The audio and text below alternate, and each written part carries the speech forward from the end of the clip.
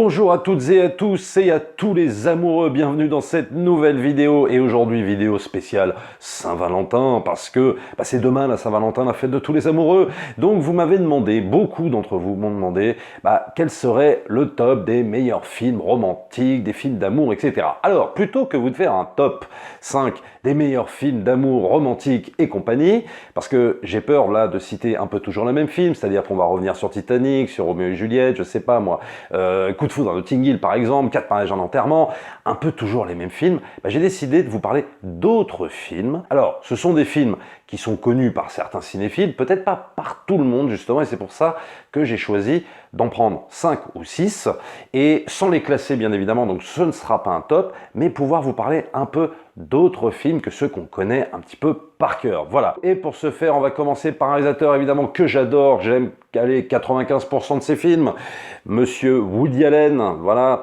Et j'ai choisi 2 films pour commencer avec lui. Donc le premier sera La Rose pourpre du Caire. C'est un de mes films préférés de Woody Allen, bien que il y en est au-dessus, mais j'ai choisi celui-là parce que pour moi, il rentre pile poil dans cette thématique justement Saint-Valentin, film d'amour, film romantique. Et La Rose pourpre du Caire, en gros, c'est l'histoire d'une jeune femme, ça se passe pendant les années 30, une jeune femme qui est serveuse dans un restaurant et qui est mariée à un homme au chômage, alcoolique, là-bas, et en fait son seul refuge ça va être le cinéma d'à côté où elle s'enfile tous les films qui passent, etc., etc. Et un jour dans ce fameux cinéma il joue un film qui s'appelle La Rose pourpre du Caire, un film d'aventure. Donc elle va le voir, elle va même le revoir, le revoir encore, jusqu'au jour où le héros, l'aventurier qui joue dans ce fameux film La Rose pourpre du Caire, sort de l'écran puisqu'il la remarque, puisqu'elle vient à toutes les séances, et il lui dit « Je vous vois tout le temps, j'ai envie de vous connaître ». En fait, en gros, il tombe amoureux d'elle, et il sort de l'écran, et il va venir la rejoindre. Alors, je ne vous raconte pas la suite, bien évidemment, mais ils vont vivre beaucoup d'aventures dans le New York des années 30. C'est un film bonbon, j'ai envie de dire, c'est un des films les plus bonbons de Woody Allen, c'est un des films les plus, les moins dramatiques, les moins pessimistes, même si la fin n'est pas forcément, attention, c'est pas un happy end, en général chez Woody Allen, il n'y a pas vraiment de happy end, mais disons que c'est un film vachement plus léger que ce qu'il a l'habitude de faire. Mais pour autant, c'est un véritable film d'amour, et c'est aussi une déclaration d'amour au cinéma, bien évidemment, au cinéma que Woody Allen a connu. C'est un très beau film de Woody Allen, La Rose pourpre du Caire. Ça reprend aussi la thématique de 5 ou 6 personnages en quête d'auteur, je ne sais plus vraiment le titre, de Luigi Pirandello, c'était une pièce de théâtre, où en fait des personnages d'une pièce de théâtre décident de se rebeller contre son auteur. Et c'est en gros, ça reprend cette idée-là, même si ça n'a pas été vraiment revendiqué cette idée par Woody Allen quand il a fait La Rose pourpre du Caire, mais c'est vrai que ça ressemble beaucoup à ça. Donc c'est un très beau film, je vous le recommande. Deuxième film de Woody Allen encore, et après je vous lâche la grappe avec Woody Allen. Alors là j'ai hésité pour ce deuxième film parce qu'il y en avait 3. Il y avait Tombe les filles et tais-toi, qui est une sorte de comédie romantique avec Diane Keaton qui a été scénarisée par lui d'après une pièce de théâtre de Woody Allen. Il y avait également Annie Hall, bien sûr, parce qu'Annie Hall, c'est le premier tournant un petit peu dramatique juste après toute sa période en fait comique dans les années 70. Et Annie Hall, quel film, avec Diane Keaton également. Mais j'ai finalement choisi de faire un petit peu plus dans le classique et j'ai choisi Manhattan. Donc Manhattan qui est peut-être le film le plus connu de Woody Allen, film en noir et blanc. Et pourquoi j'ai choisi celui-là? Parce que c'est pour moi, même si ça ne s'articule pas que autour d'une histoire d'amour entre Woody Allen et Diane Keaton, mais je l'ai choisi parce que c'est un film qui transpire le romantisme sur tous les points de vue. C'est un film qui va parler d'un homme névrosé, comme beaucoup de films chez Woody Allen, comme beaucoup de personnages chez Woody Allen. C'est un homme qui est en galère parce que son ex-femme écrit un livre sur lui, parce que il n'arrive pas à mener à bien sa carrière, parce qu'il va voir son psy, parce qu'il a des problèmes avec le judaïsme, parce que il se questionne sur l'existence même de la vie, parce que même il va être attiré par une jeune femme bien plus jeune que lui. Bref, tout ça, ça va être un petit peu les thématiques de Manhattan, mais sauf que il va y avoir cet amour de la ville, cet amour de Manhattan que Woody Allen sublime parfaitement bien. Et je trouve que ce film, on ressent une atmosphère romantique pendant tout le film, même quand ils vont dans des galeries d'art et qu'ils se foutent de la gueule du snobisme des intellectuels new-yorkais. Je trouve que dans ce film, on ressent tout le temps le romantisme. Alors, grâce aussi à l'utilisation d'une musique très bien choisie, il y a du Gershwin, il y a plein d'autres compositeurs, parce que bon, Woody Allen ne prend jamais de compositeur attitré, il va toujours piocher des musiques des années 30, 40, 50, un peu à droite à gauche, et je trouve que bah, c'est un film quand on est amoureux, quand on est, voilà, quand on est dans cette phase comme ça de naissance d'un couple, de naissance d'amour de quelque chose. Je trouve que Manhattan, c'est le film parfait, voilà. Il y a ce plan totalement iconique où tu as Diane Keaton et Woody Allen assis sur le banc et tu as le pont de Brooklyn comme ça à gauche du cadre. C'est juste merveilleux, c'est beau et ça va être aussi une histoire d'amour entre deux personnes un petit peu incompatibles et voilà, donc ça va traiter de tout ça et c'est un peu pour moi, Manhattan, pour moi c'est quelque part un peu l'ancêtre de séries par exemple comme Friends. Bon, alors c'est un peu exagéré ce que je dis parce que Friends c'est vraiment du comique de situation, mais je trouve que dans les dialogues, dans certains trucs, Friends a beaucoup repompé je trouve sur Manhattan et aussi bien évidemment des films comme Quand Harry rencontre Sally bien sûr. Pour moi Manhattan c'est vraiment l'ancêtre de ça et je trouve que Manhattan, voilà, quand on est amoureux, quand on a envie de se taper un beau trip romantique, même si oui on est encore dans les névroses de Woody Allen, même si le film n'est pas forcément comment dire, hyper positif parce qu'on est encore chez Woody Allen bien sûr. C'est un romantisme exacerbé qu'on va retrouver un petit peu moins par la suite par rapport à la carrière de Woody Allen. On va le retrouver quand même avec La Rose pour Ducaire et avec le merveilleux film Tout le monde dit I Love You, qui est plus une comédie musicale. Mais je trouve que dans Manhattan, on ressent encore plus le romantisme. L'image est très très belle, c'est du très beau noir et blanc. Je ne peux pas imaginer ce film en couleur, c'est juste impossible. Manhattan, ça se voit comme ça et c'est peut-être pour ça aussi qu'on décèle ce romantisme comme ça totalement exacerbé, je trouve, dans Manhattan. Voilà. Troisième film de cette sélection, Falling in Love, réalisé en 1983 par un réalisateur qui s'appelle Olu Grosbar avec Robert De Niro et Meryl Streep. Alors pourquoi j'ai choisi ce film? Ça va être une histoire, on va dire, d'adultère, mais c'est un film super love, super romantique. C'est l'histoire en gros de Robert De Niro qui joue un architecte, qui vit en banlieue, qui prend son train tous les jours et qui va à son boulot. Et Meryl Streep, pareil, qui est une femme qui est sans enfant mais qui est mariée, qui vit dans la même banlieue et qui prend le même train tous les jours à la même heure. Et c'est un homme et une femme qui ne se connaissent pas. Et par le hasard des rencontres, quand ils font leurs courses de Noël, ils vont se rencontrer, mais pas tout de suite se parler. Et puis ensuite, ils vont commencer à voir qu'ils prennent le même train tous les jours. Et puis il y a des jeux de regard aussi qui vont s'opérer. Et puis à un moment donné, ils vont commencer à se rapprocher. C'est un film qui est hyper réaliste. Je trouve dans le ton, dans les dialogues, surtout aussi dans la façon de jouer de Robert De Niro et Meryl Streep, peut-être même surtout Robert De Niro. Robert De Niro, à ce moment-là, il enlève toutes ses mimiques, quoi. C'est-à-dire qu'il fait plus You're talking to me, machin comme ça. Il est plus du tout comme ça. Il est, on dirait, vraiment un architecte qui prend son train et qui va au boulot. Enfin, je veux dire, c'est extraordinaire. C'est, il joue vrai. Voilà, il joue vrai. Pour le coup de Niro. Pareil pour Meryl Streep. Ça joue vrai, ça joue authentique. On y croit à ce couple. À ce couple, on se demande s'il doit se former ou pas, parce que c'est quand même là clairement une histoire d'adultère. Mais quand l'histoire d'amour se met en place, c'est extrêmement beau.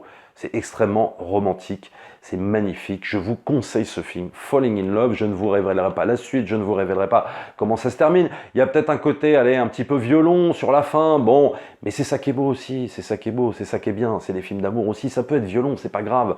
C'est bien, du moment que ça nous emporte, du moment que ça nous touche surtout, et c'est ça qui est important dans ce genre de film. Donc je vous conseille ce film, donc Falling in Love, si vous ne l'avez pas vu, 1983, avec Robert De Niro et Meryl Streep, qui avaient déjà joué dans Voyage au bout de l'enfer. C'est pas du tout le même délire, mais là vraiment c'est beaucoup plus reposant. Si vous avez envie de vous taper un trip super love, regardez Falling in Love.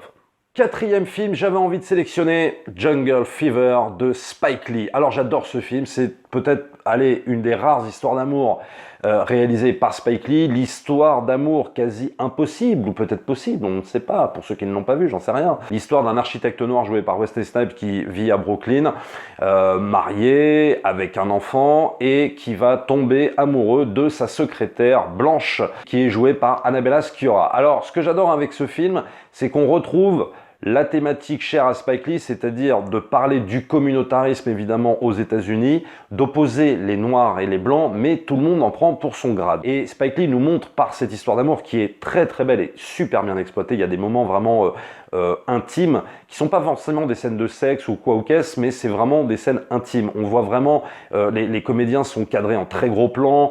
On voit cette espèce de relation qui est en train de se nouer un peu dans l'interdit parce que bon bah c'est un adultère. Hein. Et puis surtout, ce qui est super intéressant, c'est que c'est une sorte de Roméo et Juliette puisqu'on va avoir les deux camps.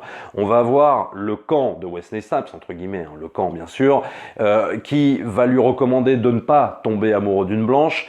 parce que ça va provoquer un séisme au sein de la communauté afro-américaine. Et puis de l'autre côté, on a Annabella Sciorra, donc la secrétaire blanche, qui elle vit dans une famille plutôt raciste. Quand cet adultère va se révéler dans un camp et dans un autre, évidemment, ça va pas très bien se passer, vous vous en doutez. Et c'est justement le but de Spike Lee, de nous montrer que le communautarisme aux États-Unis entraîne ce genre de choses, entraîne ce genre de préjugés forcément racistes. C'est un film hyper réaliste sur ces questions-là. Alors évidemment, point de vue de mise en scène, je ne vais pas revenir dessus, hein, c'est évidemment superbement réalisé, superbement bien joué. Spike Lee est évidemment un grand directeur d'acteurs. La BO de Stevie Wonder est juste génialissime. Il y a Samuel Jackson dans un rôle de drogué, Halle Berry aussi dans une rôle de total camé et elle joue super bien. Vraiment, c'est un film que je vous recommande. Voilà, si vous l'avez pas vu, Jungle Fever, histoire d'amour, allez, quasi impossible, mais de beaux moments d'amour quand même dans ce film. C'est pas le film le plus gai, mais pour moi, c'est totalement recommandable. Alors pour le 5e film, j'avais envie de prendre un film, allez, un petit peu à l'eau de rose, un petit peu, certains vont le qualifier de gnangnan, de neuneux, de je ne sais quoi, mais je m'en fous parce que moi j'adore ce film. Et c'est un film qui s'appelle Entre deux rives, c'est un film avec Keanu Reeves et Sandra Bullock. J'adore ce film, alors voilà, c'est inexplicable, j'adore ce film. C'est un film, alors pour le coup, très romantique, très à l'eau de rose. Alors l'histoire en gros, je vais vous la lire, année 2006, Kate, donc interprétée par Sandra Bullock, est médecin dans un hôpital. Elle est passionnée par son métier. Pour se ressourcer, elle part de temps en temps loin de la ville dans une petite maison qu'elle a louée au bord d'un lac. Après son dernier séjour, elle laisse un message dans la boîte aux lettres pour le futur locataire avec son adresse au cas où un retour courrier serait nécessaire. En 2004, donc 2 ans avant, Alex est architecte dans le bâtiment, donc c'est Keanu Reeves. Il décide de rénover une vieille maison au bord d'un lac, construite par son père et laissée à l'abandon depuis. En arrivant, il trouve un message dans la boîte aux lettres, mais ce message provient de 2 ans dans le futur. S'ensuit alors une correspondance entre les deux locataires qui aboutit à une histoire d'amour à travers le temps. C'est le remake apparemment d'un film sud-coréen. Voilà, que je n'ai pas vu. Si vous l'avez vu, dites-le moi dans les commentaires. J'adore ce film parce que c'est vrai que ce couple, Keanu Reeves, Sandra Bullock, déjà marche très bien. C'est un couple qui était né en fait dans le film Speed, mais là on l'exploite plus sous l'angle du romantisme. Évidemment, on n'est pas dans le film d'action, du romantisme, de l'amour et tout ça. Et c'est un super beau film. Voilà, tout simplement. Il y a peut-être, allez, un petit coup de mou, je trouve, au milieu du film. Il y a peut-être 2-3 longueurs, voilà. Mais sinon, voilà, c'est du sucre ce film, c'est magnifique. Quand on a un peu l'âme romantique, c'est beau, voilà, on se laisse un petit peu entraîner. Il y a la musique de Paul McCartney qui accompagne aussi 2-3 scènes du film. Voilà, je peux pas vous en dire plus sur ce film. Si vous l'avez pas vu, regardez-le. C'est pas le plus beau film romantique de la Terre, mais on passe un super moment avec ce film, vraiment. C'est un film qui coule tout seul. C'est une belle histoire, des histoires d'amour comme ça, une histoire d'amour comme ça à travers le temps. Je trouve ça très beau, c'est original aussi. Et puis les deux acteurs, évidemment, jouent très bien. Donc voilà, Entre deux rives. Et le 6e et dernier film de cette sélection, un film que j'adore, un film ado, typiquement années 80, ce n'est pas du tout un film de John Hughes qui était, oui, le maître de la comédie adolescente, oui, dans les années 80, c'est vrai. Et là, c'est vrai que ce n'est pas signé par lui, mais j'adore ce film, j'adore le scénario de ce film, j'adore le pitch d'origine.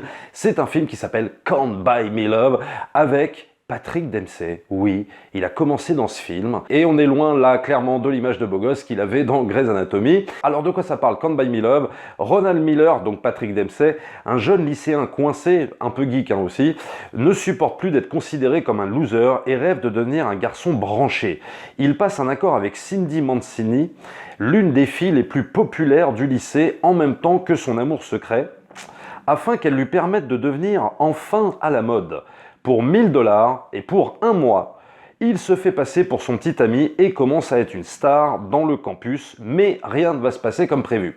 Alors c'est absolument génial parce que ce pitch de départ qui est pour moi assez ambitieux en fait sur le fait de devoir en gros louer une fille pour passer pour une star, pour être une star dans le bahut, c'est quand même assez gonflé. Et le truc c'est que c'est super bien mené de A à Z, ça dure 1h30 et voilà quoi, tout s'imbrique parfaitement bien, tous les événements etc, l'évolution des personnages, elle est vraiment absolument géniale. Les deux acteurs sont hyper touchants, les personnages sont vraiment super et le truc c'est que même le personnage féminin qui est assez antipathique au départ, change change petit à petit et c'est absolument merveilleux. Alors c'est un film que j'ai découvert, je crois, dans les années 90, alors que c'est un film qui date de 88, mais je l'avais pas vu en salle à l'époque.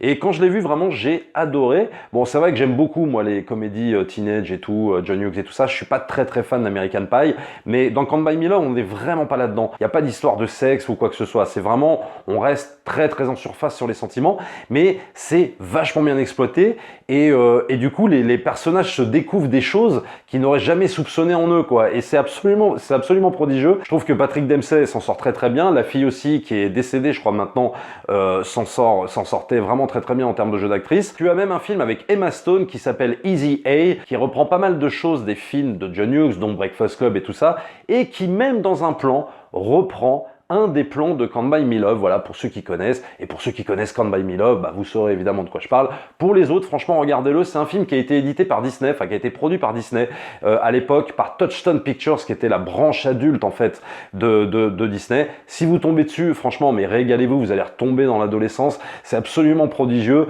ça va pas super loin, oui, c'est pas une histoire d'amour tragique, mais c'est un film assez romantique, malgré le comique de situation de certains trucs, de certaines scènes. Alors évidemment, avec Can't Buy Me Love, on n'est pas dans le chef-d'œuvre du cinéma. Et le but de cette vidéo, c'était pas forcément de vous parler des films connus, genre Casablanca et tout ça, parce qu'on en parle beaucoup, mais vraiment de vous faire découvrir d'autres choses, d'autres films, même des plus petits films, moins ambitieux en termes de mise en scène, moins ambitieux peut-être même en termes de jeu d'acteur. J'aurais pu vous citer évidemment des films de Truffaut, tout le cycle Antoine Doinel, La peau douce, La femme d'à côté. J'aurais pu même citer The Notebook, n'oublie jamais, c'est un film de Nick Cassavetes, donc le fils de John Cassavetes, que j'aime beaucoup, avec un Ryan Gosling, pour le coup. Moi, je suis toujours à râler contre Ryan Gosling parce que je trouve que c'est pas un super acteur, non mais honnêtement, hein. Mais je trouve que dans The Notebook, il joue super bien aux côtés de Rachel McAdams.